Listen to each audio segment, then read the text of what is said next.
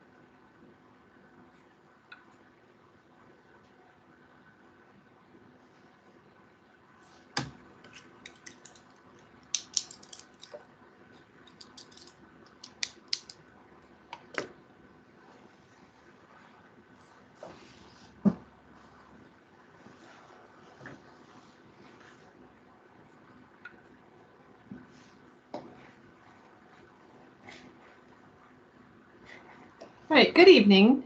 My name is Megan Sapp-Nelson. I'm a faculty member in Purdue University Libraries and School of Information Studies, and I am a former longtime advisor for Purdue EPICS, and I am the advisor for the Project Archivist, or consultant for the Project Archivist, I guess, since they're not an official team. And so every semester I conduct the trainings and the document peer review for the documentation created by the Project Archivist. And I will be conducting the initial training during the skill session today. Today we'll be covering some basic information about what Project Archivists do, what some techniques are that Project Archivists can use in order to be able to conduct some activities within teams in order to get people thinking about how to integrate documentation into the normal workflow of EPICS teams. And then finally, I'll be taking some questions from you students in order to be able to clarify the content or to be able to brainstorm how you would go about integrating documentation into an engineering project workflow. So today we're going to start with talking about what a project archivist is. We're going to talk about responsibilities of the project archivist. We're going to talk about what tools are at the disposal of the project archivist. We're going to talk about some best practices. And then we're also going to discuss how you can keep your team going even if you end up working remotely. It doesn't at the moment look as though Purdue is going to go back to working remotely this semester, but as we saw in the spring semester of 2020, it can happen. And so we're going to talk about what some best practices are that documentation will help facilitate when a team has to go remote only. So first of all, we're going to talk about why you need documentation. So documentation solves problems. Two famous case studies in which that is the case are the NASA Polar Lander and the City Core Towers. Now, the NASA Polar Lander was a polar lander designed by NASA and launched to go to Mars. And when it crashed on landing, there was a catastrophic failure, and they went back to the documentation for the polar lander, and they tried to determine what the problem was. Well, it turned out that they did incorrect calculus to determine the trajectory of the landing, and it bounced off the atmosphere of Mars rather than making it safely through the atmosphere. And we only know this because they had the complete documentation for the project. If they had not recorded the calculus that they used for determining the trajectory of the landing, we would not know why there was a catastrophic failure. An even more famous case study, which you may very well study at some point while you are here at Purdue, is the City Core Towers. The City Core Towers are located in New York City, and they're a very famous skyscraper because it is, instead of having the main supports at the four corners of the tower, the supports are in the center of the walls of the tower. And the edges of the tower hang out over existing landmarks, including a church that was built in the 1700s.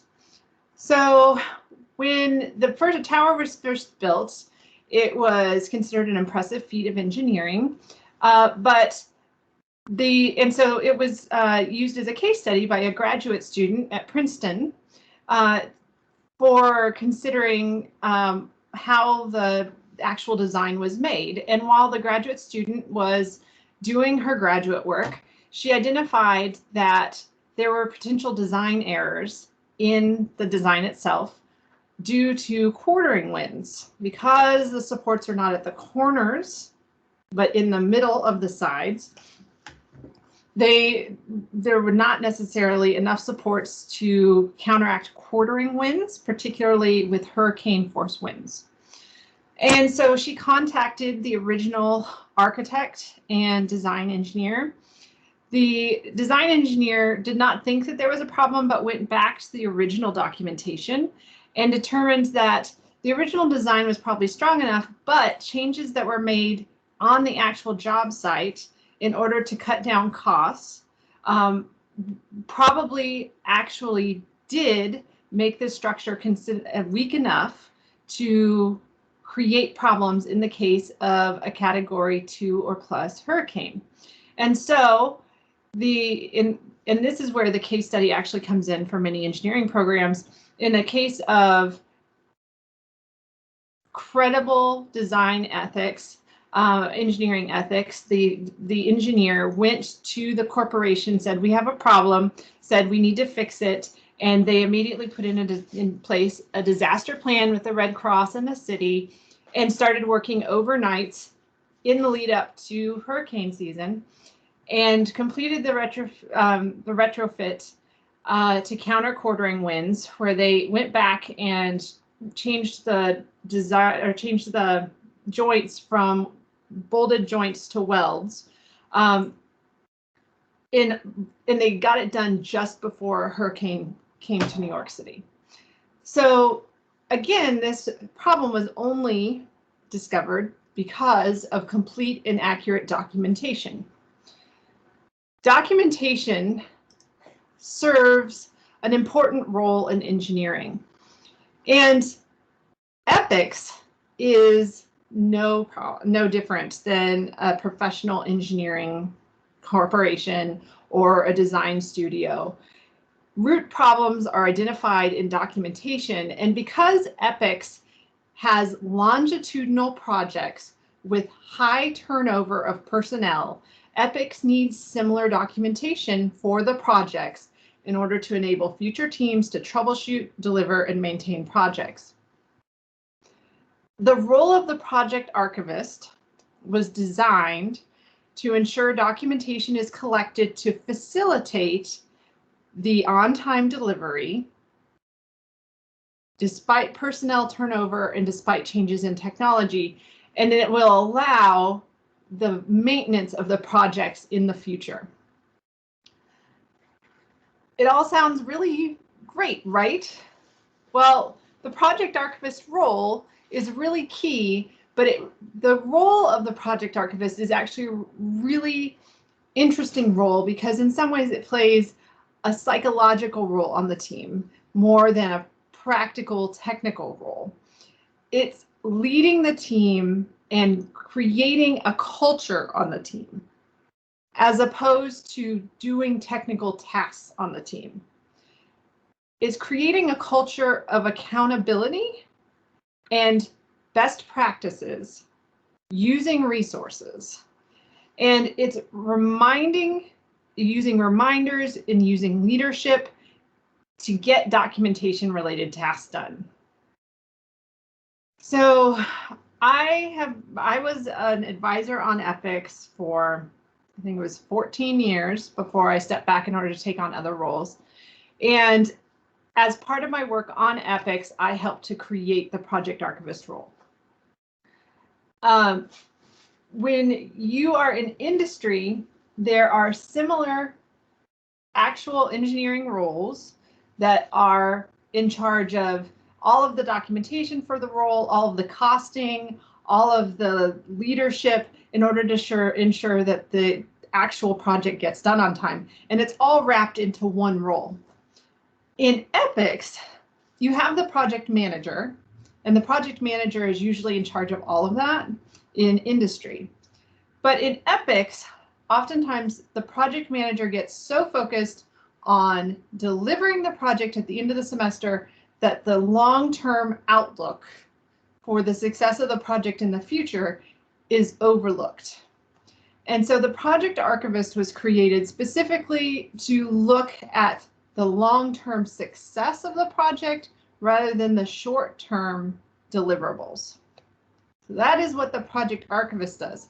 The project archivist's goal is to document the short-term decisions well enough that the long-term outlook of the project is more positive at the end than just we met the guidelines for meeting the short-term deliverables for the semester. And that can be a tricky balance for project archivists, because project archivists are trying to meet the short-term deadlines as well, but also trying to move the team culture towards looking towards usability, looking towards maintenance, looking towards creating transparency so that future teams can pick up where they left off next semester, but also pick up where they left off 5 years from now to provide timely maintenance for the project that's being delivered. Those are the goals for the project archivist. So that, as if that's not complicated enough, add in being geographically distanced. When you are geographically distanced and not in the same room, documentation becomes your lifeline. Traditionally, EPICS has relied on face-to-face communication of the knowledge that team members have from one team member to another, rather than writing it down. That doesn't work well when you are relying on social media and Zoom and WebEx meetings, because they are ephemeral, they aren't recorded. And teammates can't see body language, they can't see physical movements as context. The documentation has to communicate clearly about design decisions in that context. And this is an excellent skill to have when you are going into an engineering environment that is global. So chances are that if you are hired as an engineer into a multinational corporation, you will have to be able to document your work in such a way that a team member will be able to pick it up. If you're working in the United States, a team member that is a third of the world away will pick up your documentation and start working on it when you clock off, so that the project can be continued, so that it can be continued in a timely manner, so that it can be done more quickly. So it's not enough that you are able to understand the documentation. Your team members who are literally time zones away need to be able to understand your documentation as well. EPICS is good practice for that. And that's what you're helping your team members to learn. Giving the team members the skills in advance to create good quality documentation means that your team's not hindered if your team goes to distance learning mode in the middle of the semester. So trying to plan ahead so that you know how to be able to transition if you have to is going to be really important. Again, Purdue is not planning to do this at the moment, but if they should, you want to be able to be in a situation where you are not caught and having to scramble in order to be able to transition so that as everyone goes their separate ways. So we have a number of different available tools for capturing documentation, and it really depends on the culture of your team and how your team works. Every team is different, and there's no prescription for how a team should capture their documentation. Instead, what we want is for your team to figure out how to integrate documentation within the engineering workflow of your team. Now, one of the first things you want to do is you want to talk to your project manager and your advisor to try to figure out what the existing team workflows are for documentation and figure out if they're adequate. We've been doing Project Archivist at this point for about 6 years. Some teams have this down really well. And so you just have to pick up what they've been doing and continue with it and teach new members what the culture is and get them enculturated, get them used to it, and then you just keep going. In other cases, some teams have never figured out how to do this well, and you're trying to figure out yet again how to integrate documentation effectively into the existing workflow. Because again, this is about culture change, and it's about integrating documentation within that engineering design workflow. So a lot of teams do progress, issues, and goals, which is a good basic level of documentation for what has happened so far in the semester, what's going to happen this week, and what's going to happen next week. A good part of a good extension of that is for each individual to then project what do you think will happen in the coming 2 weeks, 4 weeks. So where do you think you'll be going in your workflow over the next couple weeks? And to just add an extra layer on the progress, what design decisions were made this week? If you do that, then you start to see a level of documentation be built out across the progress, issues, goals framework. And as long as that progress, issues, goals slide deck is kept from week to week, you can build that out into a rudimentary structure of documentation. Decision matrices are a fundamental tool of engineering documentation, but they are very helpful for building out fundamental documentation, especially in the ideation stage within the first couple of gates of the engineering design life cycle.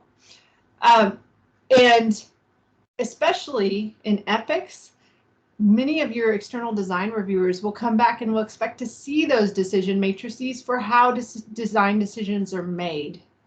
So those are an elementary form of documentation that should be captured.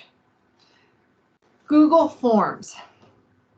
Google Forms is one of the best way to create a collaborative group document.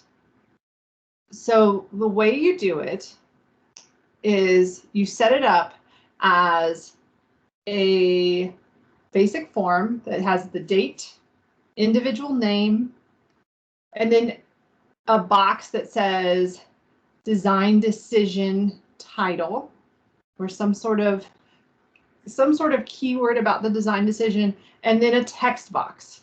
And you have people write in what the design decision was that they were made. Now, the nice thing about Google Forms is that it organizes it on the back end by date into a spreadsheet. And so if you get everyone in the group in the habit of putting their design decisions throughout the semester into this Google form, then at the end of the semester, you have a comprehensive document that is created in a low impact way that fits in very easily into the workflow and that allows whomever is compiling the Purdue, the EPICS team design document at the end of the semester to quickly and easily grab all of the design decisions that were made for the various projects throughout the semester in one location, rather than having to aggregate them from a number of different locations. You can add a number of different, more specialized fields to that form. If you have multiple teams, you can have a team dropdown. If you want to add upload spots or upload files into that form, you can, so that if people have created files, taken pictures, you can do that as well. It's good and best to keep it as simple and fast as possible, just so that people are more likely to use it. Teams have used this with great success over multiple semesters, and it makes it so that everyone on the team can participate equally in the creation of documentation. What you don't want is at the end of the semester to have one person pulling all-nighters in order to create the team design document. And this way, what you have is you have a group collaboration to create that design documentation over the life of the semester. It's also a form of accountability. If you see that someone is never uploading to this design document, then you can really question what they are contributing to the team, right? So that accountability becomes automatic, right? What have you been doing over the last 3 weeks? There's been no submission here. It becomes very easy for advisors to see what has been happening with the various teams. So there's a lot to be said for the Google Forms type of centralized design document submission. Peer review of documentation practices. This is also a really useful tool that can be easily integrated into a workflow. Usually you'll do it right before your key deliverables. So it'd be about week 4, right before mid-semester design review, right before the end of semester design review.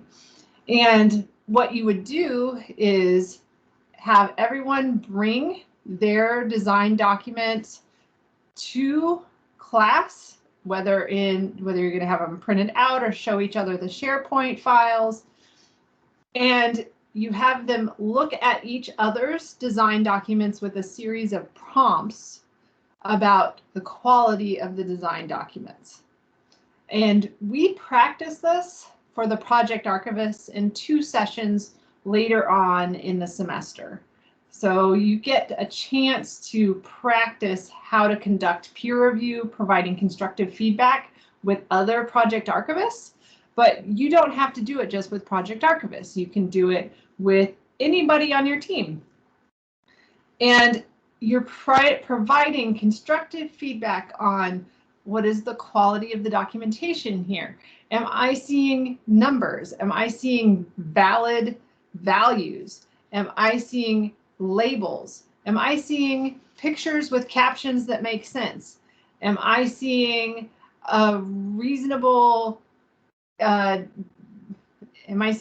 reasonable descriptions of the documentation? Am I seeing identified design decisions that have been highlighted and the information that went into making that design decision, whether a design decision matrix or some other information about the relevant background information and research that went into making that decision? Is there information about the testing methodologies that were used to make that decision? Is there information about where the code is kept? You can have really useful conversations about the quality of the documentation just based on a stranger, someone who's not familiar with your documentation, reading it and providing feedback. Something that's very important for coding teams are comment aggregating software. For Java, it's JavaDocs, but there's a whole bunch of them out there. And it really just depends on which of the software code libraries you're using, and then find the comment aggregator for that software. Comment aggregators essentially read through the software that you have created and pull out everywhere that you've created a comment and create a separate file that is just the comments for the software. Now, by doing this, that means that you have created useful comments. It is inevitably a problem with software that many times software writers do not create useful comments for anyone but themselves. And for EPICS in particular, that is a real problem because future teams are going to have to be going back through and using your comments. So one of the things that software teams need to be working on is creating useful comments for people who are not the original software author. So comments need to be not only what's actually happening in that line, but commenting entire sections of code, explaining the design rationale for the sections of code. And then once you have done that, hopefully you will have your design rationale within the comments, and then you aggregate all those comments together into a design document that makes sense and aligns itself with the software itself. Markdown libraries such as PyPy or Jupyter Notebooks can similarly be used like comment aggregating software. You can use R Markdown, PyPy, Jupyter Notebooks in order to code your R Markdown Python and comment your code in the same way, and then be able to have people read your documentation with the code simultaneously. And then you can also create software code rubrics. Similar to doing peer review of documentation, you can do peer review of code. And you can use software code rubrics to evaluate the quality of the code that is submitted and highlight any problems that there's going to be for reusability of code or readability of code, end user usability of code before that code is then handed off to the end user. An important tool that every team will have to use is the design document template. The design document template is the document that is created by Purdue EPICS, where each team is supposed to be collocating all the information about the various stages of the design lifecycle for each project that is produced by each team. You need to identify the stage of the design lifecycle for your project that you're working on. Find that stage in the design document template, and this current iteration of the design lifecycle or the design document template is in order from the first stage to delivery. And then there is a design-centered process activities document, which can be located on the EPICS website. Let me come over to, I need to share again.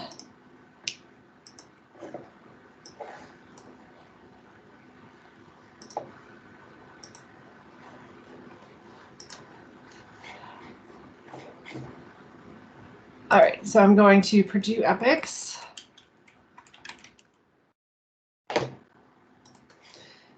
So Purdue EPICS has some resources here. There is under Purdue EPICS, there's role-specific resources, and those role-specific resources include the Project Archivist. Under Project Archivist, there are the design document guidelines, and that includes the design document template.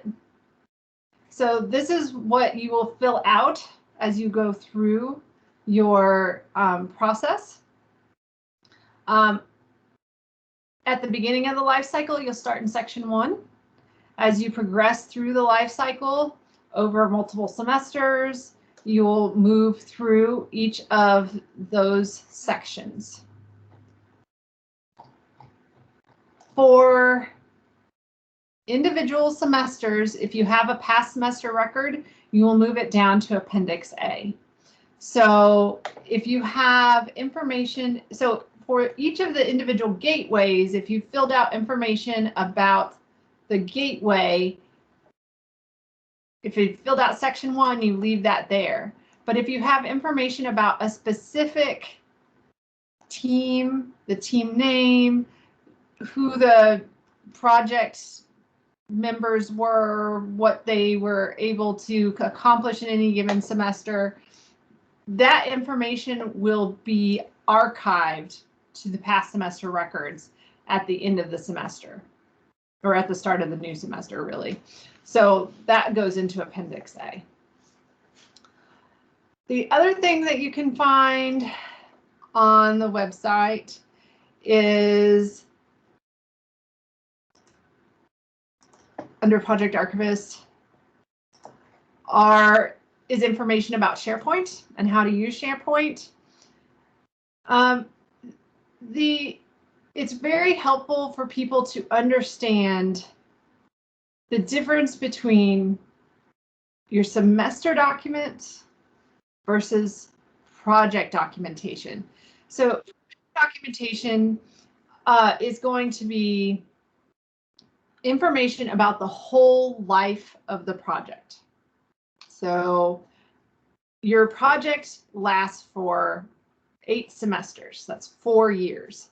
That is going to be project documentation. Semester documentation is going to be one specific team in spring 2021. That information is going to go in SharePoint under your spring 2021 folder. And separating out the information that is going to be relevant over the entirety of the project is going to be information that's going to impact the entirety of the design. So what design decisions did you make this semester that is going to impact the life of the project over the course of those 8 semesters? So what information is going to push that project across the gateways towards the end and delivery of the project? That's going to be your project documentation.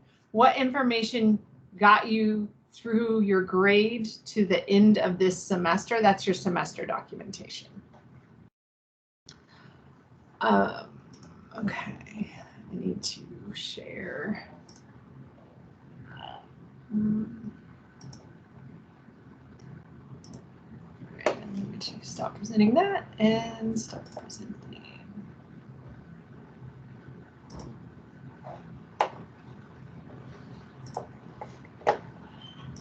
All right. So you want to make a list of action items to take back to your team for discussion. You want to organize files in an appropriate way for the team. You want to develop file naming conventions with the team. You want to report design decisions weekly during the team meeting. Those are all things that you can do that are going to help your team. Which one of these am I sharing? Right. Am I actually sharing?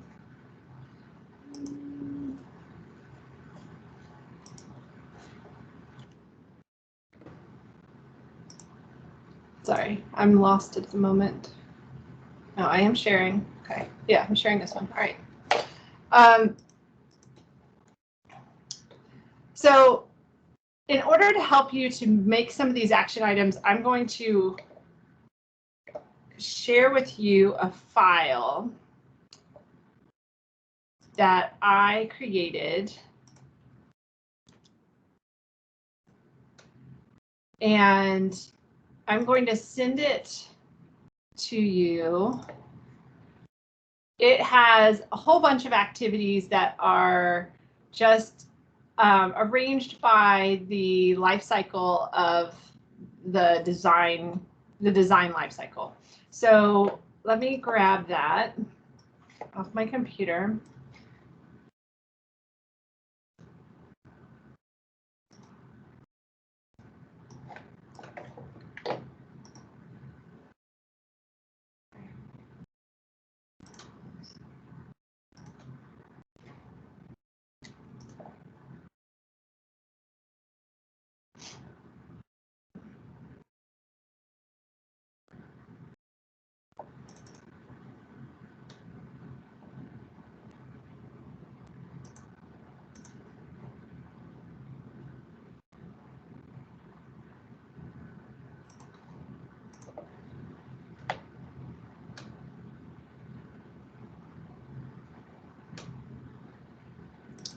For some reason, it's saying I can't share that.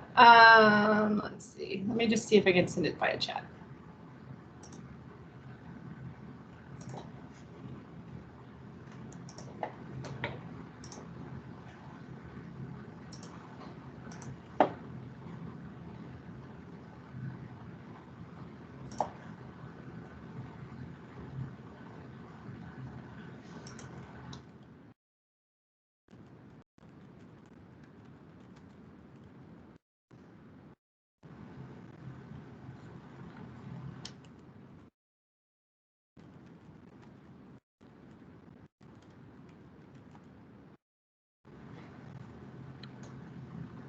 Okay.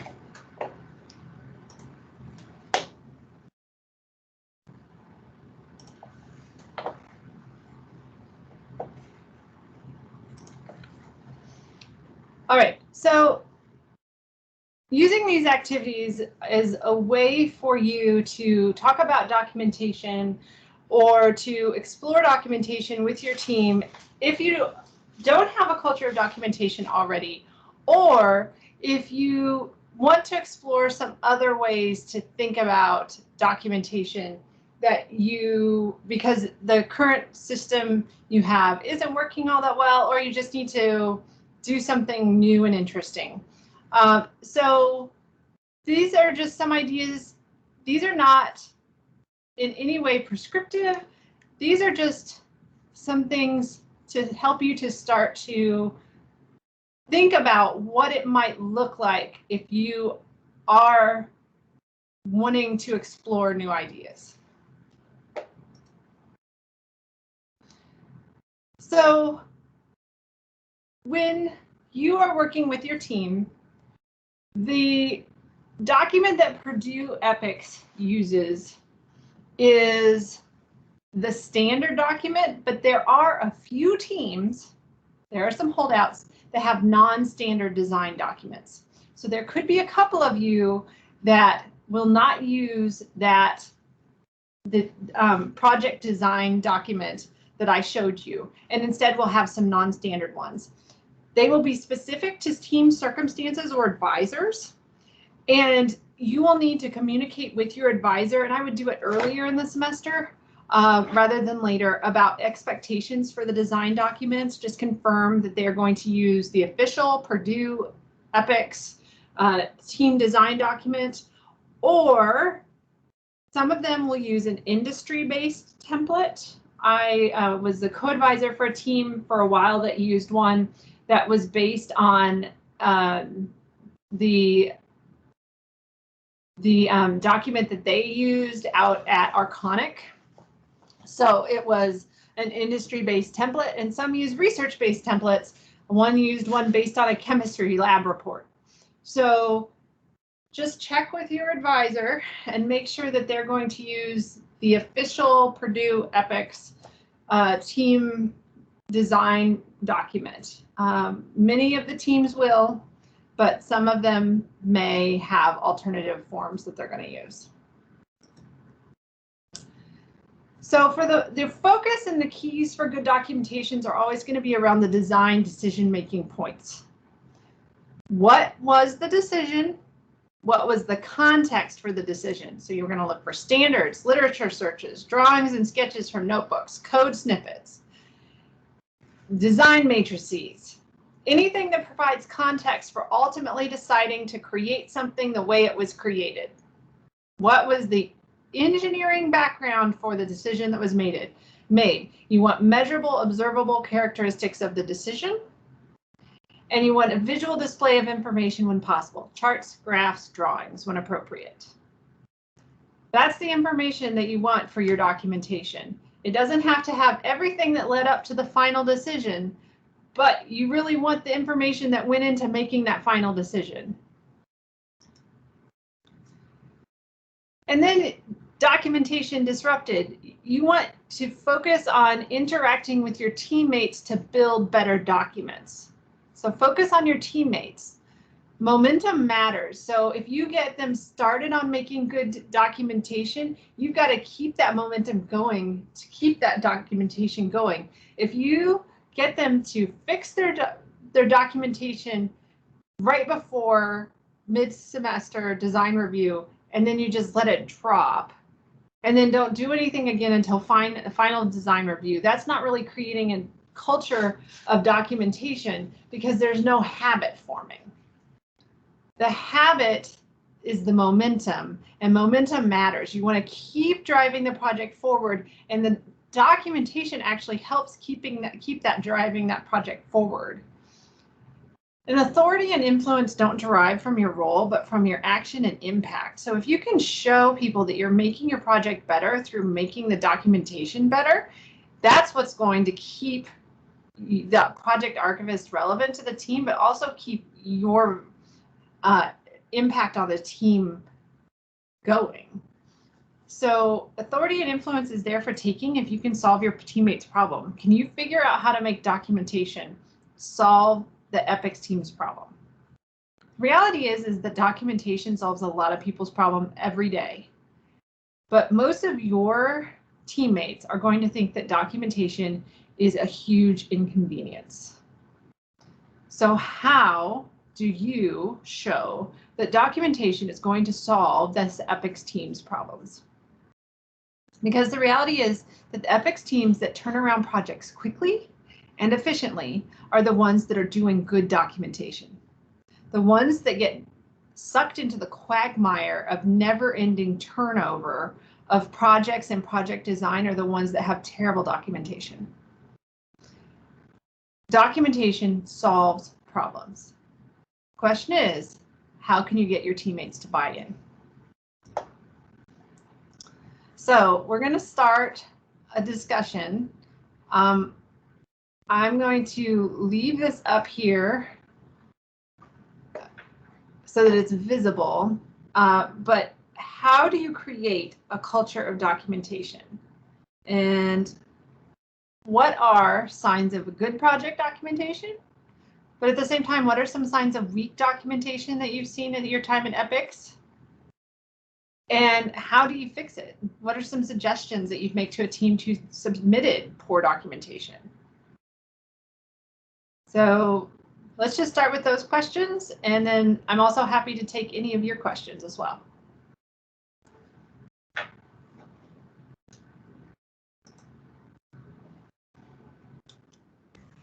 I think one thing that I've found helpful so far being in EPICS is definitely keeping up with it, not waiting because you forget things, and just to have it as detailed as possible with visuals, with quantitative values and everything really helps to keep you focused on where you're at and to keep progressing in a positive way. Yes, I agree. Yes, but it's not only your personal documentation, if you can keep the team documentation going too, it helps a lot.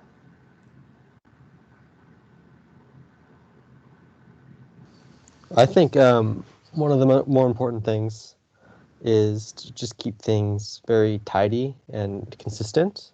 Mm-hmm. So if you have a design document that, is in a certain font for the first half and then switches font, or, like style in general, it just keep everything the same. It makes it much more presentable, much easier to go through and find the things that you need to see.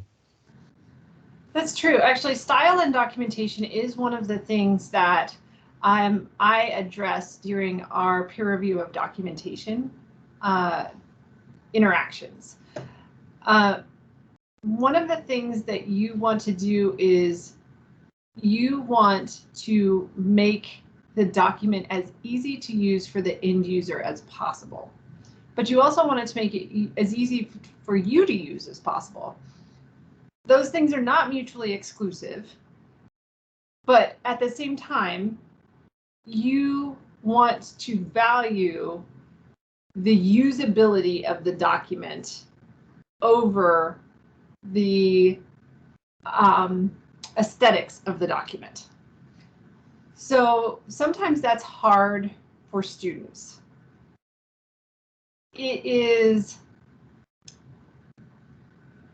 important, particularly for visualizations.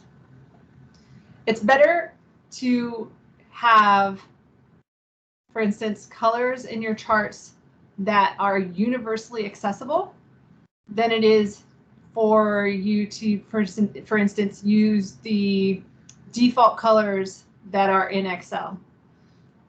So working on going in and editing the colors so that, for instance, someone who is red-green colorblind is able to use the documentation as opposed to using the default for whatever Excel has just randomly assigned the chart. It's worth the extra time to make sure that it's universally accessible.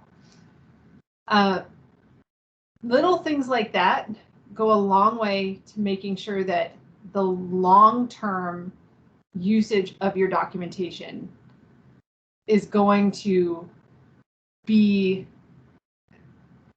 that your documentation is going to be usable for the long term.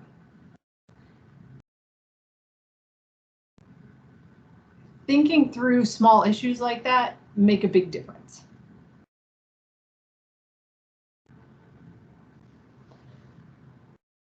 John Law says, good documentation is providing pictures and in-depth descriptions of those pictures. That is very true, along with the process the team went through to get to the stage. Yep.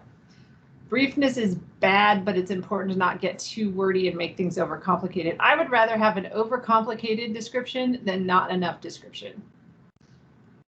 It is, most teams do not have enough description. Let's put it that way. I would rather have something to start with and be able to edit than the usual default, which is not enough. For teams that submit poor documentation, I'd recommend looking at past documentation to gain a sense of what's good. So unfortunately, many teams don't have a great baseline of good documentation to look at as a model. More teams are getting there, but it's not always your team. You're not always going to be able to go and look at past documentation as an example. However, if you have an advisor who's been with your team for many years, I do recommend asking that advisor for a past student who is a good example of good documentation in order to be able to recommend that person as a model for students who are struggling with what documentation looks like.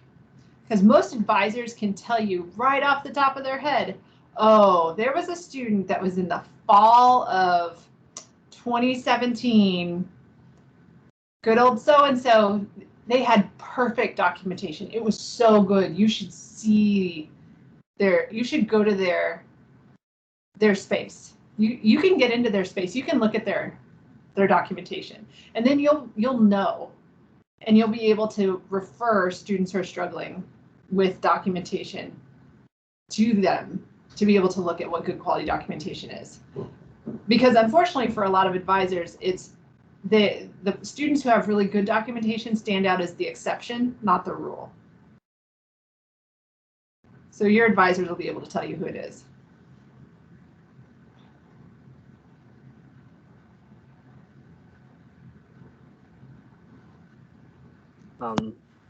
Is it better to have like points or long sentences for a really good documentation, for example?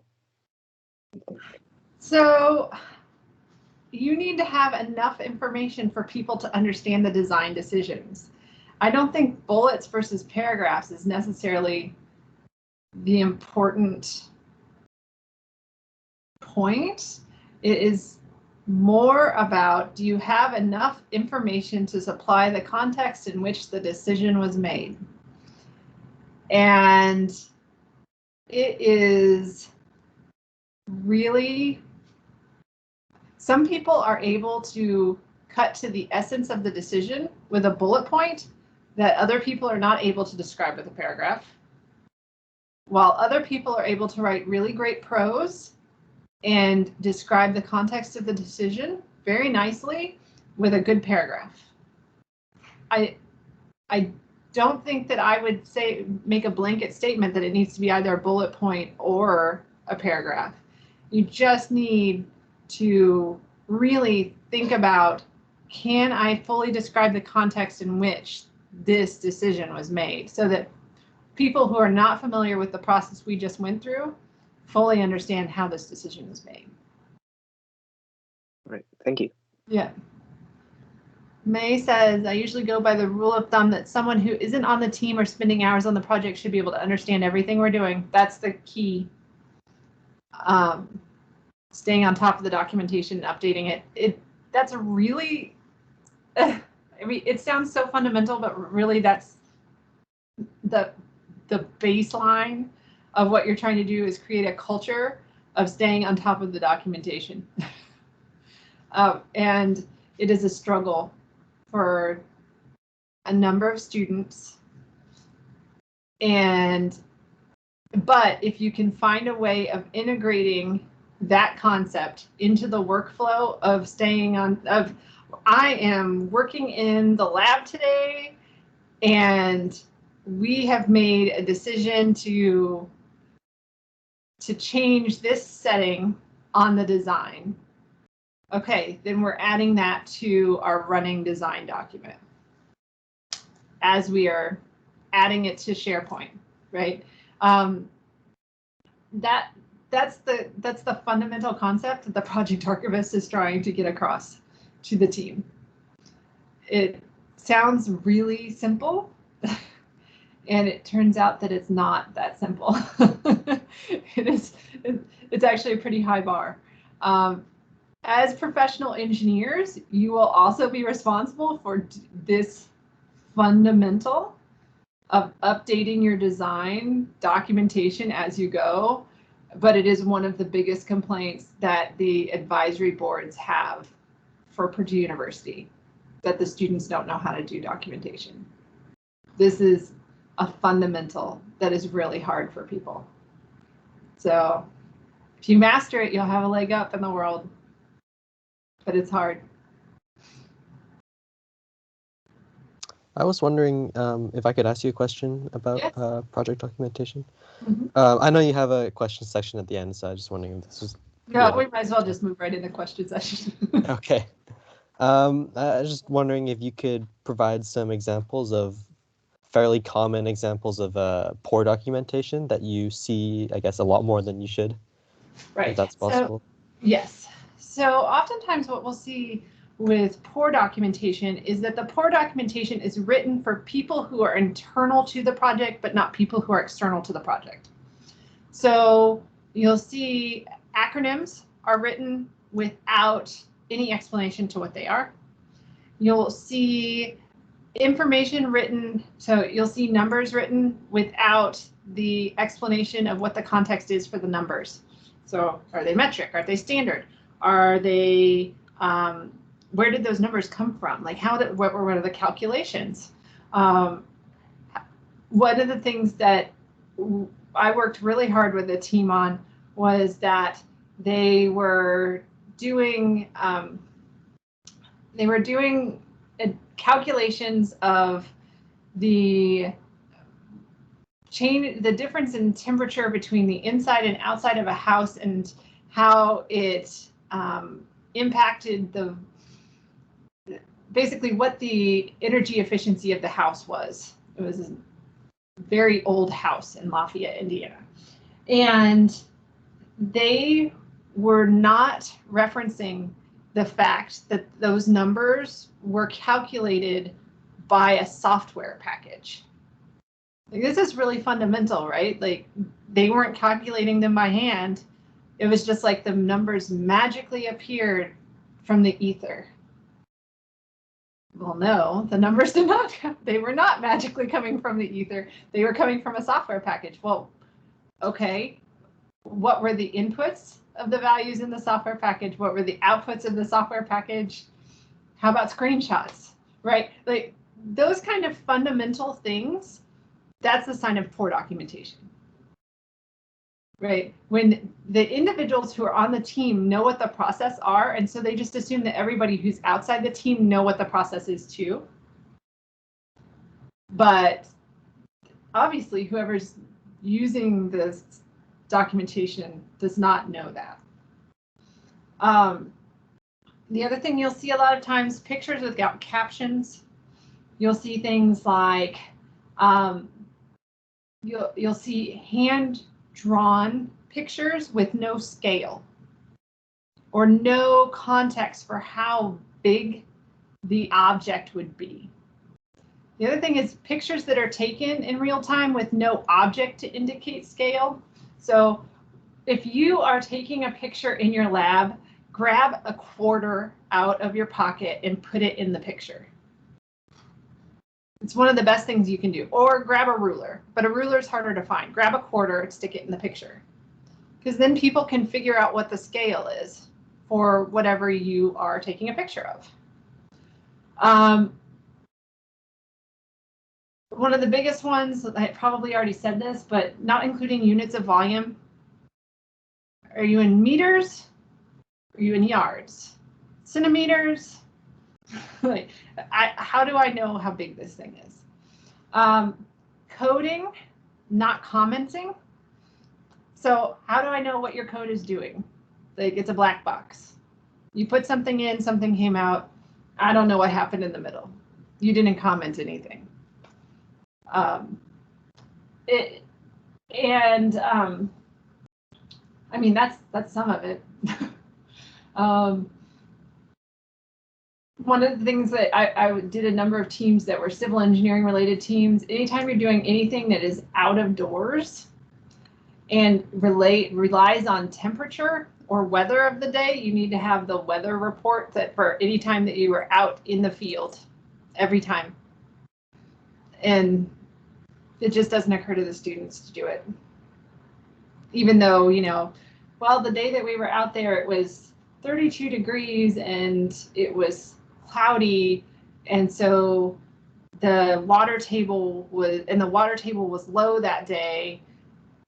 The next time we were out there, it was 65 degrees and it was sunny and the water table was high that day. Well, that impacts when you dug in the soil and the water table flooded your site where you dug, right?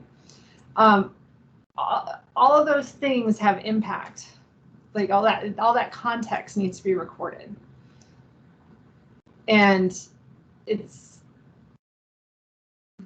are the sorts of things that make the difference between good documentation and bad documentation. I don't know, I can go on forever. And don't even get me started on things like data management. So did you save your file with a meaningful file name? Do you have the author of the documentation on it? All the authors? Do you have good dates? You know. And that's just like basic file management. I don't know. That was a big dump. Is there any other questions? We have about 1 minute left to go, so I don't want to hold you over time.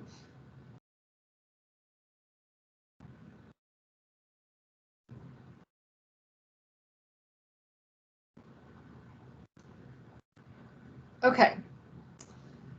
So thank you for coming today. This meeting was recorded for EPICS and will be available at a later date for you to return to. I am available at any time for consultation.